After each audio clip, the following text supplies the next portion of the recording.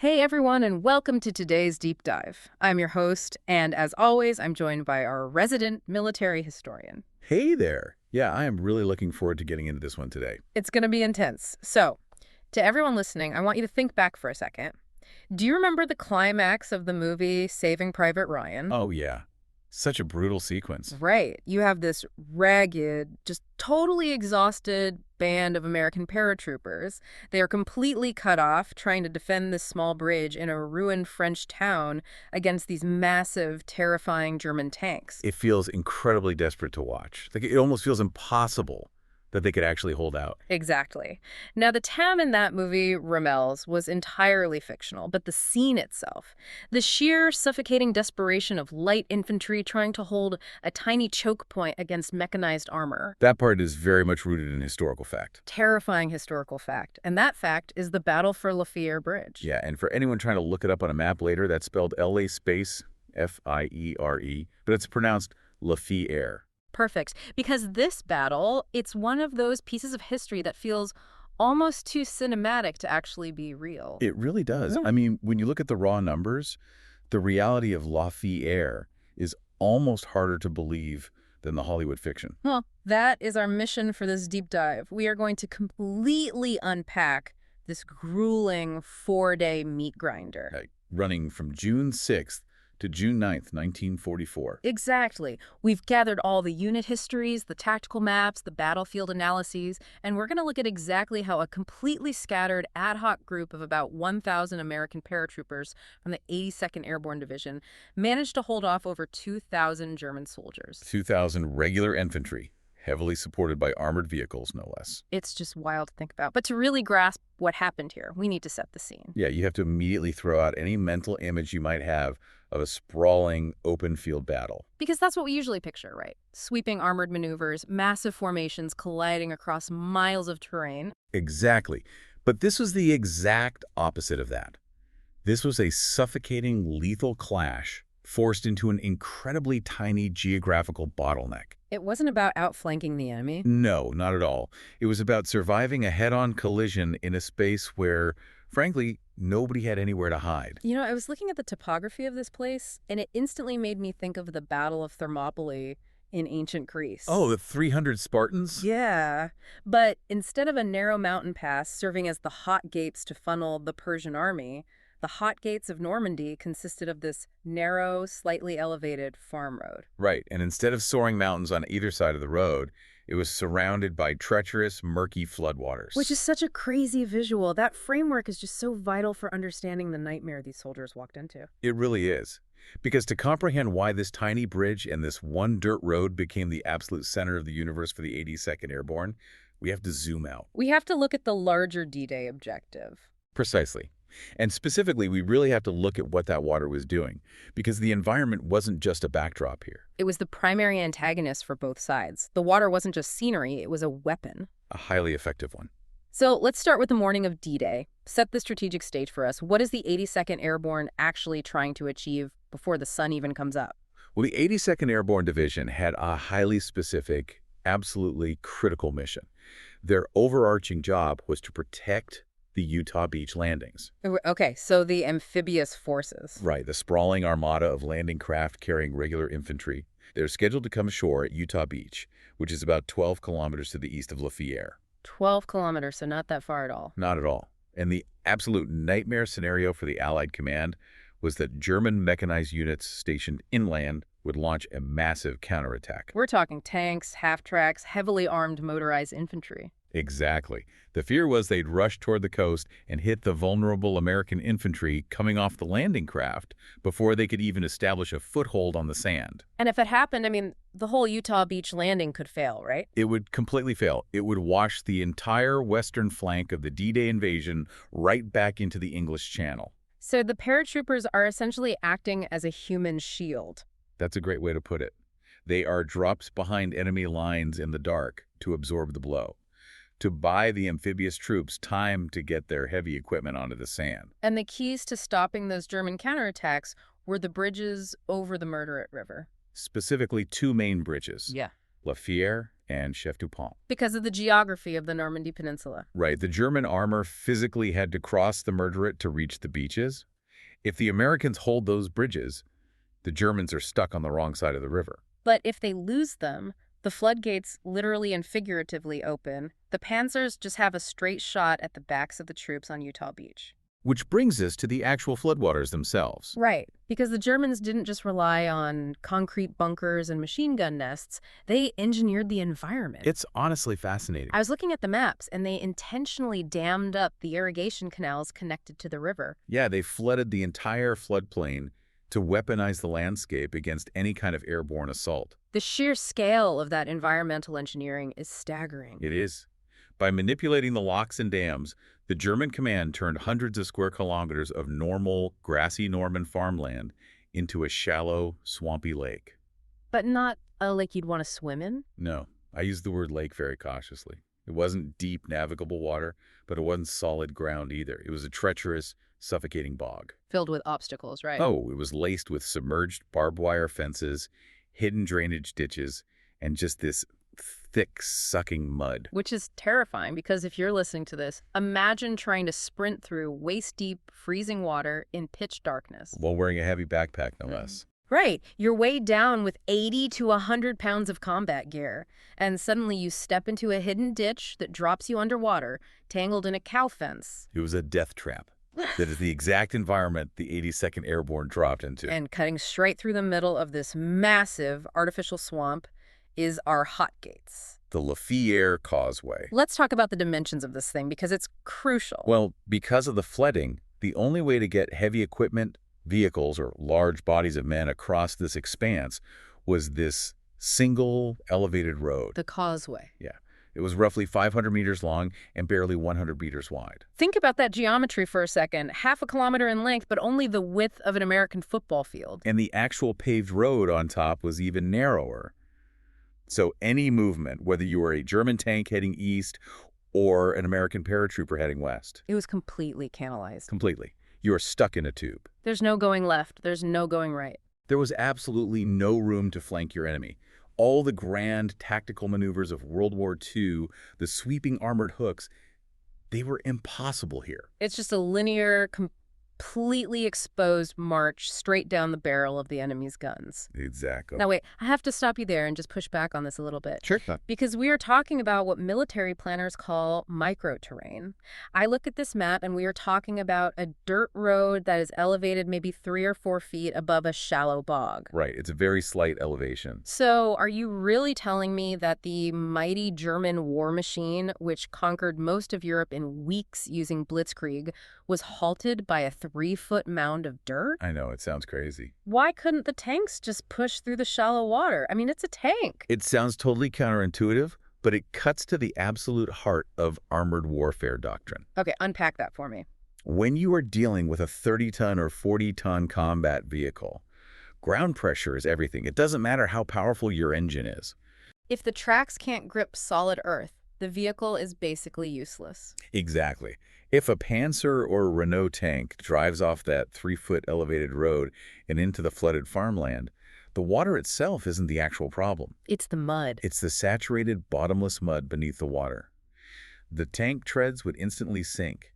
The armored belly of the tank would bottom out on the mud. Which is what we call being high-centered. Right. The hull rests on the mud, and the tracks just spin uselessly in the muck. So the tank becomes a 30-ton paperweight. Worse than a paperweight, actually. It becomes a stationary steel coffin. Because they can't angle the armor. Exactly. A stuck tank can't maneuver its hull to angle its thickest armor toward incoming fire, and obviously it can't retreat. Wow. So that microterrain, that tiny 36-inch rise in elevation, it completely neuters the German armored advantage. It forces them to stay on the road. And for the infantry accompanying those tanks, They have no cover. none. There are no hedgerows on the causeway itself, no stone walls to hide behind, no bomb craters to dive into. It is just a flat, exposed macadam strip. So all that technological superiority, all that armor and motorized infantry is funneled into a space where they can't use their mobility at all. The terrain forces both sides into this archaic, brutal slugfest. It levels the playing field by removing maneuverability. But it does so by maximizing the lethality for whoever is foolish enough or desperate enough to attack across it. Precisely. So because the terrain funneled everyone to this specific 500-meter strip, it acted like a giant gravitational magnet. It really did. And we know the initial airborne drops on the night of June 5th and the early hours of June 6th were notoriously chaotic. Oh, completely. We've all heard the stories. Guys were dropped miles from their target zones, scattered across the entire peninsula. But because this causeway was the only dry, recognizable path in a sea of flooded fields, the scattered paratroopers naturally gravitated toward it. Setting up this desperate, ad hoc first line of defense. The reality of D-Day dawn is entirely defined by improvisation. Right. It wasn't a neatly organized battalion marching into a pre-surveyed position. Not at all. It was small groups of men, completely soaked, exhausted. Sometimes just a lieutenant and a handful of privates who belonged to completely different companies. Or even different regiments entirely. Right. Finding each other in the dark, realizing roughly where they were, and moving toward the sound of the guns. Or the most obvious strategic landmark, which was the bridge at Fière. Exactly. The sources paint just an incredibly chaotic picture of that morning. You have elements of the 505th Parachute Infantry Regiment, the PIR. And we really need to establish the scale here. Yeah, please do, because a parachute infantry company is supposed to have, what, about 130 men when at full strength? Roughly, yes. But because of the scattered drops, they are operating with tiny fractions of that. Plus, they've lost a lot of their heavy equipment in the drop. Oh, absolutely. Radios are smashed, mortars are lost in the swamp. But somehow they managed to rally around the Fière Manor House. Which is this collection of stout stone farm buildings situated right on the eastern side of the river. Right, acting as an anchor for that eastern end of the causeway. And this is where we see incredibly effective, improvised tactical leadership under unimaginable stress. We really do. You have First Lieutenant John Red Dog Dolan. Great nickname. Very fitting for a paratrooper. He takes the men he has managed to scrape together, mostly from Company A, the 505th, and he realizes he has to plug this bottleneck fast. Before the Germans realize how thin his lines actually are. Exactly. So he positions his men across a mere 75-meter front. If you are listening, think about your own neighborhood street. 75 meters is less than the length of a typical suburban block. It's tiny. Dolan is taking whatever men he has, maybe 60 or 70 guys, and packing them essentially shoulder to shoulder right at the eastern exit of the bridge. He is heavily utilizing the thick stone walls of the manor and the ancient compacted earth of the hedgerows right behind it. To basically create an impenetrable wall of rifles and machine guns. And he isn't the only one setting the trap. Further back from the bridge, you have Major Kellum. Ah, yes.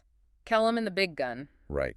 He manages to recover and sight a 57mm anti-tank gun. Now, this is a heavy piece of artillery that fires a serious armor-piercing shell. It is. And he positions it about 150 meters to the rear of the bridge. Which, when I was reading the after-action reports, seemed really counterintuitive to me. How so? Well, if your job is to stop tanks from crossing the bridge, why not put the anti-tank gun right on the lip of the bridge? Just shoot them point blank as they cross. It's a common thought, but it all comes down to overlapping fields of fire and the survival of the actual gun crew. Right, because if you put that massive gun right on the bridge, The flash and smoke from its very first shot will instantly give away its position. and then the German infantry accompanying the tanks will immediately zero in on it. Exactly, with grenades, mortars, machine gun fire, the crew would be dead in seconds. So, by placing it 150 meters back. And elevating it slightly on the terrain, Kellum ensures the gun crew is safely out of grenade range. But they still have a clear, unobstructed line of sight straight down the entire 500-meter length of the causeway. The causeway essentially becomes a bowling alley, and that 57mm gun is the ball. I love that analogy. So the trap is set on the east side. Let's look at the timeline, because June 6th kicks into high gear very quickly. The paratroopers certainly aren't just sitting around waiting. No, not at all. At 13:45 hours, so that's 1:45 in the afternoon, elements of the 507th PIR, who had landed on the far side of the river, actually capture the village of Coquigny. Which is on the western end of the causeway. Right. But they capture it, and their hold is incredibly fragile. Well, it's tenuous at best. They're an isolated pocket of lightly armed men, completely cut off from the main force at the manor house by the river. And they are staring directly into the leading edge of the incoming German counterattacks. And that hold barely lasts 2 hours. Yeah, by 1600 hours, 4 o'clock in the afternoon, that tiny detachment holding Kidney is completely overrun. The Germans just hit them with overwhelming force. The surviving Americans are forced to retreat eastward, literally running for their lives back across that massive, exposed causeway toward the manor house. And right behind them comes the armor. This is the moment the 82nd Airborne had been dreading since they jumped out of their C-47s, right? The arrival of German tanks. Exactly. Now, the sources specify these were 3 captured French Renault tanks, now being operated by the German military. And they're advancing across that narrow strip with a heavy screen of infantry. Right. Now, from a strictly mechanical standpoint, a French Renault tank in 1944 is not a state-of-the-art Tiger tank. No, it's an older, lighter, slower piece of equipment. With relatively thin armor.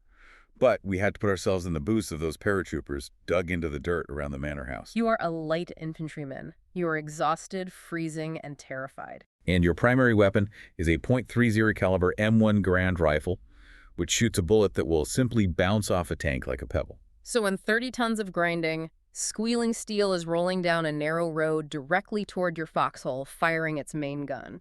You do not care what year the tank was manufactured. It is a terrifying, nearly unstoppable metal monster. And yet, light infantry did stop it. And it hinged on one incredible, seemingly minor, but ultimately fatal mistake by the German tank commander. It really did. So as this column of 3 tanks is rolling down the causeway, they are getting close, within 40 meters of the bridge. And the lead tank commander, presumably trying to get a better look at the ground to spot American landmines, decides to pop his hatch open. It is a microscopic tactical error driven by human instinct, the desire to just see your environment clearly. But it has massive strategic consequences. The moment that steel hatch opens, those dug-in American paratroopers who have been waiting with agonizing fire discipline unleash everything they have. The commander is instantly shot. And the lead tank, suddenly leaderless and under heavy small arms fire, abruptly halts. And because the causeway is only 100 meters wide and the actual drivable road is much narrower than that, when the lead tank stops, the whole column stops. It's exactly like a naval blockade in a tight strait or a canal. If you can sink the lead vessel in the narrowest part of the channel, the wreck itself becomes an impassable obstacle. For the rest of the fleet behind it, exactly. The other 2 tanks can't go around the stalled leader. If they try, they'd slide off the embankment and sink into the swamp. This stalled, confused moment is the window of opportunity, and the American bazooka team seize it with just unbelievable bravery. We really have to name these guys because what they did is astounding. You have Private First Class Leonard Peterson and Private Marcus Heim Jr. positioned on the south side of the bridge, Right. and Private First Class John Boulderson and Private Gordon Prine on the north side. And we need to explain what firing a bazooka actually entails because it's not like in a video game. Oh, not at all. A World War II bazooka is essentially a metal tube that fires a rocket. But to fire it, you cannot just hunker down deep in the bottom of a protective foxhole. Why not?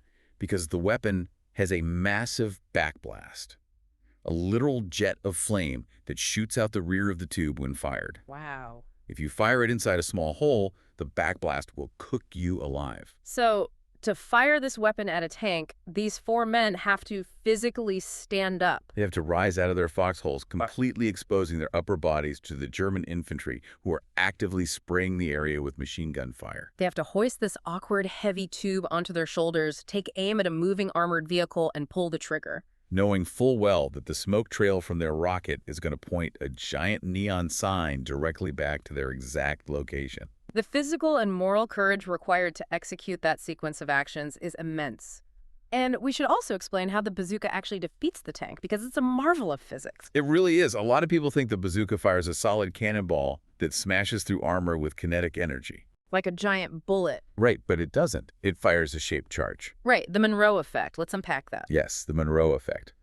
When the rocket hits the steel armor of the tank, the explosive inside the warhead detonates. But because the explosive is shaped like a hollow cone lined with copper, the blast energy doesn't just scatter in all directions.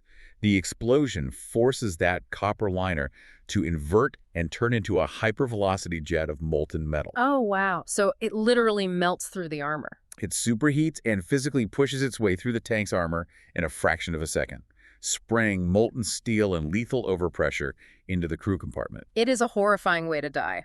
And these bazooka teams are incredibly accurate.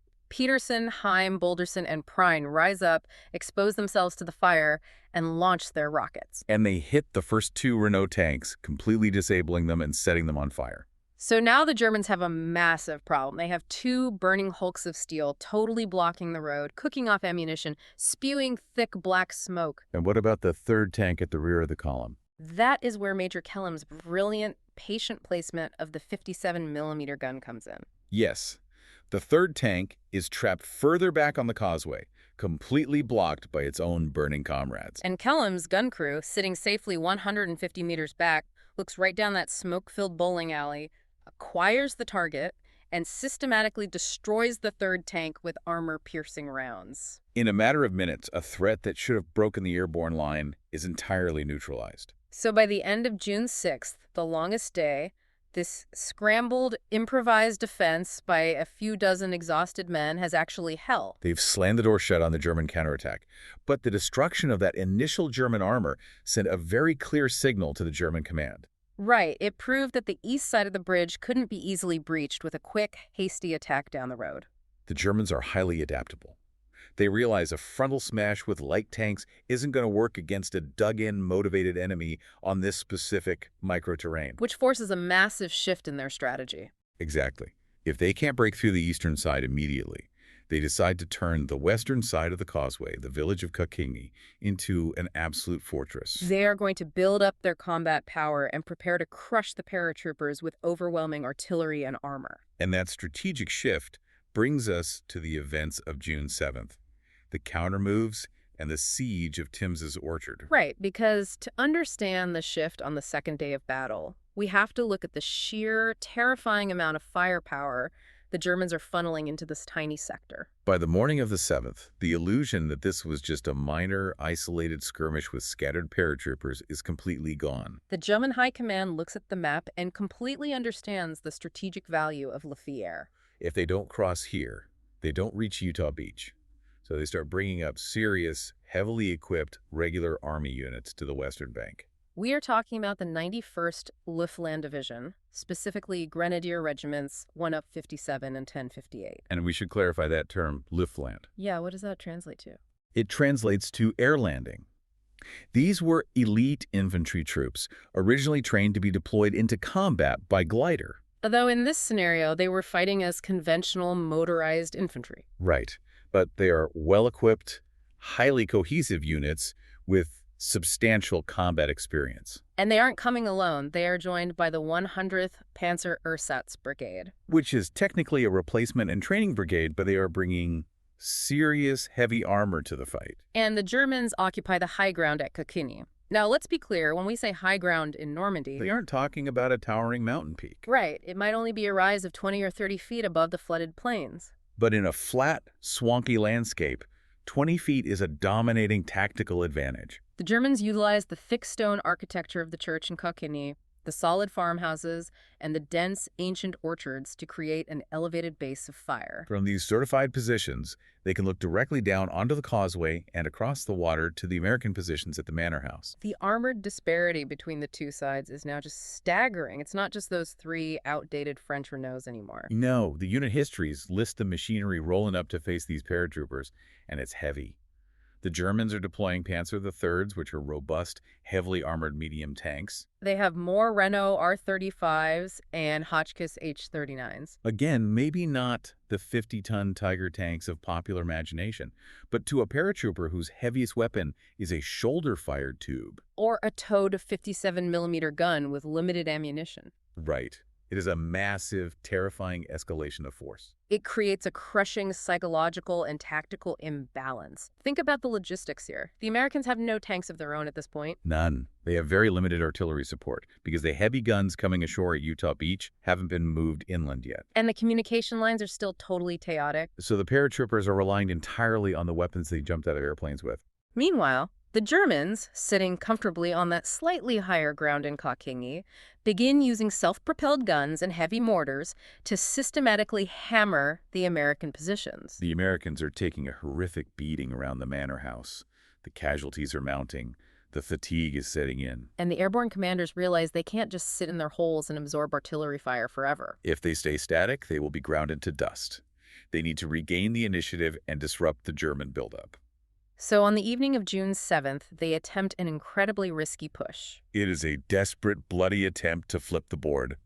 Elements of the 507th Parachute Infantry Regiment are ordered to launch a counterattack across the causeway in the dark. Heading west to try and physically dislodge the Germans from their fortified positions in Coquigny. Put yourself in the boots of those men for a second. Think about the pure nightmare of that order. You are told to attack at night, completely exposed, running across a 500-meter raised strip of concrete, surrounded by freezing black water. Charging directly toward an enemy who is dug into stone buildings. And who knows exactly the path you have to take because there is literally nowhere else to walk. Miraculously, they actually achieved some initial element of surprise.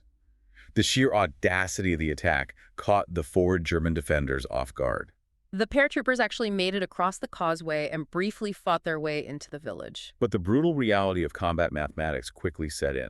The Americans lacked sufficient numbers. They had zero heavy weapon support to bust open the stone buildings. And the Germans rapidly reorganized and counterattacked in overwhelming force. The paratroopers were surrounded, outgunned, and violently pushed back. And this failed attack fragments the American force. Some guys managed to sprint back across the deadly causeway to the relative safety of the east side. But others are cut off by the German counterattack. Which leads to one of the most dramatic, agonizing micro-stories of this entire battle. Lieutenant Colonel Charles J. Timms and elements of the 2nd Battalion of the 507th are pushed north of Coquigny. And they get completely trapped in an orchard surrounded by flooded fields. This specific patch of ground becomes known in military history simply as Timms's Orchard. It is a tiny, isolated pocket of American resistance, completely surrounded by thousands of enemy troops. You know, as I was reading the after-action reports and survivor accounts, I immediately thought of the famous Lost Battalion of the 77th Division during the Meuse-Argonne Offensive in World War I. Oh, that's a perfect comparison. It is the exact same terrifying scenario. You have a unit that is pushed forward aggressively, the lines collapse around them, and suddenly they are cut off from the world. They are hammered by sniper fire and mortars from all sides. They are rapidly running out of food, no clean water. Rationing their ammunition to mere bullets per man. Yet they stubbornly, almost irrationally, refuse to yield their patch of ground. The Lost Battalion analogy is incredibly apt. And if we analyze the psychological and tactical impact of Timm's Orchard on the broader battle, it is profound. Right, because on paper, a surrounded, heavily outnumbered, drastically undersupplied infantry battalion should be eliminated in a matter of hours. The Germans should have just steamrolled them. But Timm's and his men were airborne. They dug deep. They utilized the impossibly thick, tangled roots of the Norman hedgerows in the orchard to create a fortified 360-degree defensive perimeter. So beyond just surviving, what does their desperate stand actually do for the broader strategic situation at the causeway? Why does it matter that they didn't surrender? Well, it acts as an agonizing, constantly bleeding thorn in the side of the German command. Exactly. The German generals know Timm's is there, sitting right in their logistical backyard. They cannot fully commit all their infantry and all their armor to a massive, decisive assault eastward across the causeway. Because they constantly had to peel off battalions and artillery batteries to deal with this trapped American unit threatening their rear. Because if the Germans ignore Timm's, he might launch a breakout attack into their artillery parks or command posts. So simply by refusing to die, by holding that tiny patch of dirt, Timm's Orchard violently splits the German focus. It dilutes their combat power at the exact moment they needed maximum concentration to force their way over the bridge. Which means, as the sun rises on the next day, the tactical situation is entirely deadlocked. Right. The Americans tried to take the western side on the 7th and were thrown back. The Germans had tried to take the eastern side on the 6th and were destroyed. Neither side can maneuver. The battle descends into a horrifying phase of pure attrition. June 8th marks the point where the battle for La Fière devolves into a static, brutal killing zone. The defining characteristic of airborne operations, the entire doctrine of striking swiftly, causing chaos behind enemy lines and moving on, is completely stripped away. The paratroopers are forced to fight exactly the kind of battle they are not equipped for, a linear static defense against heavy artillery. The primary sources from June 8th describe a visceral, unyielding horror. The Germans, perhaps frustrated by the stalemate and almost certainly being screamed at by their high command, decide to rely on brute force. They launch repeated, desperate frontal assaults straight down that narrow road, They're essentially feeding their infantry and vehicles directly into a wood chipper. marching straight into the teeth of the American defenses.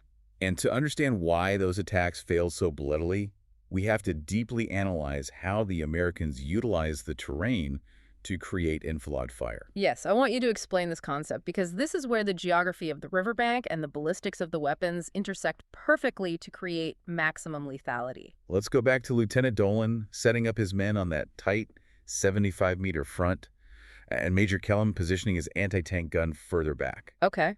By June 8th, the Americans have perfected this defensive architecture. They haven't just dug a single shallow trench. Right, they have set up heavy water-cooled machine guns, mortars, and bazooka teams in depth. Meaning not just one thin line of shooters, but multiple overlapping layers of them, hidden behind the thick earthen banks, the stone walls, and the dense tree roots.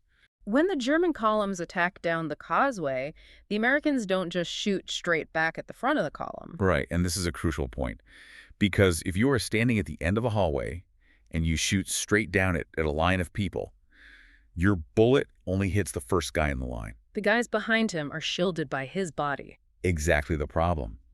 But because of how the river curves slightly and how the Americans are positioned on the wide eastern bank facing the narrow bridge, They can fire across the length of the causeway from slightly oblique angles. that is the definition of enfilade fire. It means your bullets are traveling down the long axis of the enemy formation from the side. So a single continuous burst from a .30 caliber machine gun fired from the flank can hit 5, 6, or 7 men in a row. Because they're all lined up on the causeway with absolutely nowhere to jump sideways. The flooded marshes on either side of the road force the Germans to stay perfectly inside the bullet stream. It is an inescapable geometry of death. And yet, through sheer discipline or desperation, the Germans keep coming. There is one specific, incredible account from the fighting on June 8th that just blew my mind. Oh, the self-propelled gun. Yes. The Germans decide to send a self-propelled gun, specifically a Lorraine 37L. This is another captured French vehicle, heavily modified by the Germans, who slapped a massive artillery piece on top of it, wrapped it in sloped steel armor, and used it as an assault gun. And this thing actually manages to survive the gauntlet. It drives the entire 500-meter length of the causeway through the enfilade fire and reaches the eastern end. Right where the Americans are dug in. Having an armored, self-propelled gun reach point-blank range against light infantry is usually the end of the battle. It's a death sentence for the infantry. That vehicle can simply sit there, immune to rifle fire, and systematically blast apart the stone walls and hedgerows with high explosive shells until the defenders are vaporized. But the paratroopers don't break. The unit histories describe a scene of absolute madness. American soldiers literally leaped out of their foxholes and sprinted through a hail of covering fire. From the German infantry accompanying the vehicle. They ran right up to the steel hull of this mechanized beast and destroyed it at close range with satchel charges. We really need to explain what that actually means, because a satchel charge isn't a hand grenade. What is it exactly? It is essentially a canvas bag, roughly the size of a messenger bag, packed with high explosives, often blocks of TNT or Composition C. That sounds incredibly dangerous. To use it against a moving, firing armored vehicle, you have to get close enough to practically lay your hands on the tank. You have to arm the fuse, physically heave this heavy bag onto a vulnerable spot like the engine deck vents, or wedge it into the tracks. And then sprint away before the massive explosion tears you apart alongside the tank. Executing that maneuver while under intense machine gun fire from both the vehicle itself and the accompanying enemy infantry, it requires a level of adrenaline, terrifying calculation, and raw bravery that is almost impossible to comprehend. It is intimate, desperate, point-blank violence. And remarkably, it works. The vehicle is destroyed, its burning wreckage adding to the horrific barricade on the bridge. However, the toll on the Americans is becoming completely unsustainable. While the Germans are suffering horrendous casualties in these frontal assaults, it's not like the Americans are just sitting comfortably in concrete bunkers watching it happen. Not at all. The war of attrition is bleeding the 82nd Airborne dry. The Germans, realizing that throwing infantry across the causeway is suicidal, pivot to a strategy of annihilation. If they can't push troops across, they decide they will simply obliterate the eastern bank with high explosives. The American positions around the manor house and the hedgerows are pinned down under a continuous, punishing, relentless bombardment from heavy mortars and artillery staged in Cockhinney. And this leads to a massive question that I kept asking myself while reading the sources. I want your deep analysis on this. Okay, let's hear it. Airborne infantry are explicitly designed for surprise, speed, and mobility. They are light. Right. Their doctrine is to drop from the sky, cause massive chaos, secure a critical point, and then, ideally within 24 hours, heavier mechanized forces relieve them. So how do guys who are carrying everything they own on their backs mentally and tactically survive a static, sustained artillery bombardment for days on end? Without heavy armor to hide behind or heavy counter-battery artillery to shoot back. Right. How do human beings not just break under that psychological pressure? It is a violent collision between textbook military doctrine and the horrifying reality of the battlefield. The doctrine plainly states that airborne troops should never fight static defensive battles against heavy armor and artillery. It is a recipe for their destruction. But reality dictated they had no other choice, so how did they survive? It comes down to three deeply intertwined factors. First, the microterrain itself. We've talked extensively about the water, but the Norman hedgerows on the eastern bank were the unsung saviors of the airborne. Right, these aren't decorative, manicured garden hedges you see in a suburb. No, these are ancient, thick walls of compacted earth, sometimes 1,000 years old, interwoven with dense, unyielding tree roots and briars. They're often 6 to 8 feet high and several feet thick. When an artillery shell lands, these hedgerows act like natural concrete bunkers. They absorb the lethal flying shrapnel, and they deaden the concussive blast waves incredibly well. Without the hedgerows, the 82nd would have been wiped out by shrapnel on the first day.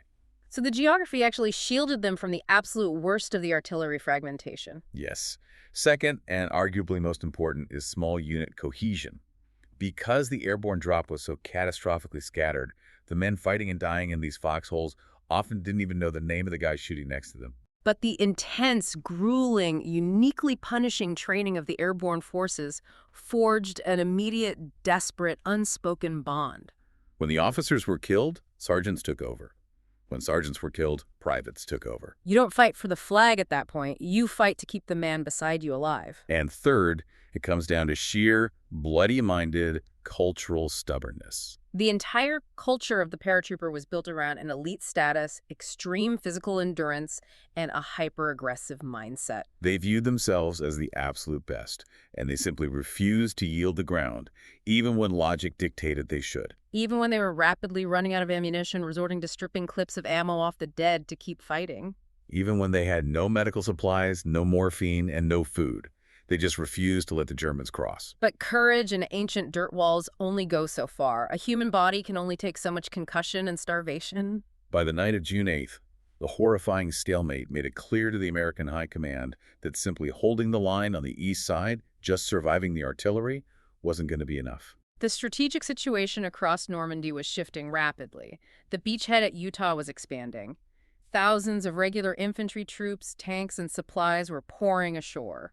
The Allies didn't just need to stop the Germans from reaching the beach anymore. They needed to break out of the constrained Normandy Peninsula and push west and south into the open terrain of France. But they couldn't launch that massive breakout as long as the Germans held Cotigny, controlling the causeway and constantly threatening the flank of the entire American advance. They needed to secure the western terminus of that causeway permanently, and they needed to do it now. It was time to stop absorbing punches and throw a massive, coordinated, combined arms hammer blow to shatter the deadlock. And this brings us to the pivotal events of June 9th and the dramatic arrival of the glider infantry. When we talk about the airborne, everyone naturally pictures paratroopers jumping from planes. But the Airborne Division also heavily relies on soldiers who arrive in combat gliders. These were primarily the Waco CG-4A gliders. Unpowered aircraft made literally of plywood, steel tubing, and stretched canvas. They were towed across the English Channel behind heavy bombers, released in the dark over hostile territory, and forced to crash land into tiny, rock-strewn fields surrounded by high hedgerows. It is an incredibly hazardous, terrifying way to enter combat. You have no engine to abort the landing, no armor to stop bullets. And the Germans had studded the fields with tall wooden poles, specifically designed to tear the gliders apart on impact. The troops who survived those traumatic, splintering landings are the reinforcements brought up to Fière, the 325th Glider Infantry Regiment, commanded by Colonel Harry L. Lewis. Think about the psychological state of these men. They have just survived terrifying crash landings. Many of their friends were killed or injured just hitting the ground. They are disoriented, and they are immediately marched through the dark and thrust into the absolute darkest, most brutal, blood-soaked part of the Fière battlefield. They are assembled in the pre-dawn darkness, marched toward the eastern side of the causeway, and told bluntly that when the sun comes up, they are going over the bridge. Directly into the teeth of the German artillery that has been slaughtering the paratroopers for 3 days. But the American command knows they can't just send infantry alone again, like the disastrous attack on the 7th. Yeah. They need combined arms to crack the fortress of Cotentin. I was looking at the order of battle for the 9th, and what struck me is that this isn't just a desperate, blind infantry rush anymore. They finally have the tools of modern war. They bring up heavy assets. How did they coordinate that kind of combined assault on such a narrow, restrictive strip of land? It required the meticulous integration of different combat arms working in violent concerts. It wasn't just guys with rifles charging blindly. The assault was backed by the 319th Glider Field Artillery Battalion, providing heavy, sustained, suppressing fire. They had heavy mortars dropping high explosives directly onto the German mortar pits in Cotentin. And, crucially, the terrain linking Utah Beach to the Merderet River had finally been cleared enough by the engineers to bring up heavy American armor. The infantry assault is supported by the massive M4 Sherman tanks of Company A, 746th Tank Battalion. So picture this assault. You have American artillery pounding the stone village, shattering the church tower. You have Sherman tanks rolling up to the eastern edge, providing direct, devastating 75-millimeter cannon fire right over the heads of the infantry, smashing into the German strongpoints. And then the 325th Glider Infantry is ordered to stand up and charge. And it instantly becomes the bloodiest, most violent push of the entire battle for this sector. The sheer, concentrated violence of this assault is hard to overstate. The glider troops had to rise from their cover on the eastern bank, step onto that elevated macadam road, and physically run directly across that 500-meter exposed defile. Even with the American artillery and tanks providing covering fire, they are completely naked to whatever German machine guns, snipers, and mortars managed to survive the bombardment in Cotentin. The tactical execution relied entirely on suppressing the enemy long enough for hundreds of men to sprint a half-kilometer carrying their weapons and gear. But suppression is never perfect. The Germans, hardened veterans, recovered quickly from the bombardment and poured a terrifying volume of enfilade fire into the advancing ranks of the 325th. The casualties taken during that frantic run across the causeway were horrific. Men were falling left and right. The road was slick with blood. But the rigorous doctrine and the unyielding training pushed the survivors forward. They didn't stop to take cover because there was no cover. They couldn't stop. It reminds me so vividly of Pickett's charge at the Battle of Gettysburg during the American Civil War. Oh, that's a brilliant comparison. You have a massive, dense force of infantry ordered to march across a wide-open expanse directly into the teeth of fortified, entrenched enemy artillery and rifle fire. But there is a deeply chilling difference here regarding the terrain. Right. At Gettysburg, the Confederate soldiers were marching across an open farm field. If the Union fire got too heavy, if a regiment broke under the strain, they could scatter. They could retreat laterally, they could try to find a dip in the ground or a cluster of trees to hide in. That is the crucial distinction that makes La Fière so uniquely terrifying. At La Fière, this charge was compressed into a concrete funnel. If the assault broke under the withering fire, there was nowhere to run. If you step off the road to the left or the right, you plunge into the freezing water, get tangled in the barbed wire, and drown under the weight of your gear. Or you get mired in the mud and become a stationary target. There was absolutely no way to retreat or scatter. The only way out of the kill zone was forward, sprinting directly through the German lines. And impossibly they made it. The survivors fought through the horrific casualties, reached the western side of the causeway, and immediately transitioned into clearing the village. It devolved into brutal, close-quarters combat. The glider troops, fueled by adrenaline and the trauma of the crossing, fought building to building. They cleared the Cotentin churchyard with grenades and bayonets. They fought through the ruined outbuildings. And they systematically pushed the exhausted, battered German defenders out of the village and back into the western hedgerows. By securing Cotentin and taking the high ground, they neutralized the immediate threat to the causeway and, by extension, eliminated the threat to the vital crossroads of Sainte-Mère-Église and the rear of Utah Beach. Which brings us to the aftermath, the grim tally of what it took to secure this tiny bottleneck. The cost of this victory was absolutely staggering. When the smoke finally cleared, the artillery stopped falling, and the flooded fields were secured. The 82nd Airborne tallied the results of 4 days of continuous combat. Securing this tiny 500-meter strip of elevated dirt cost the division over 250 men killed in action, with hundreds more severely wounded. To put that attrition into perspective, some of the companies within the regiments involved lost more than half of their entire fighting strength in single, brief assaults. It stands as one of the most concentrated, costly single actions for the Airborne Division in the entire Normandy campaign. Over 250 young men killed for a single patch of rural road. But let's circle back to the big picture, to the strategic payoff, because we have to understand why that blood was spilled. What did that sacrifice by the Allied invasion? Because the paratroopers held the east side, and because the glider troops ultimately counterattacked and seized the west side, the entire western boundary of the American airborne zone was sealed tight. The absolute nightmare scenario, the reason they were dropped in the dark to begin with, of German panzers rolling onto the crowded sands of Utah Beach, was averted. The amphibious forces were given the priceless gift of time to consolidate, unload their heavy weapons, and organize. And just as importantly, by securing both ends of the Fière Causeway, the Americans violently wedged open the vital narrow corridor over the flooded Merderet. Within days, that exact same bloody road would be used by tens of thousands of Allied troops and thousands of armored vehicles to break out of the Normandy Peninsula and drive deep into the heart of occupied France. It is an incredible, humbling testament to human endurance, small unit leadership, and the terrifying realities of close-quarters combat. It really is, and it leaves me with this lingering thought, something for everyone listening to really ponder as we wrap up. Let's hear it. We spend so much of our time studying the grand strategy of history. We look at the sweeping blue and red arrows on giant maps. We read about the brilliant generals in their command tents. We study the cutting-edge weapon systems, the logistics pipelines, and the high-level geopolitics. But in the end, on June 6, 1944, the fate of the Allied invasion, and arguably the trajectory of the entire free world, didn't hinge on a general speech or a revolutionary new bomber. No, it didn't. It hinged entirely on the precise 100-meter width of a rural farm road. It hinged on a 3-foot rise in elevation, a few inches of flooded, muddy river water, and the sheer willpower of terrified young men wielding shoulder-fired rockets in a place most people had never even heard of. It really makes you wonder, if you look at the globe today, what other tiny hidden geographical features, some obscure microterrain we aren't even paying attention to, hold the terrifying power to completely dictate the outcome of future global conflicts?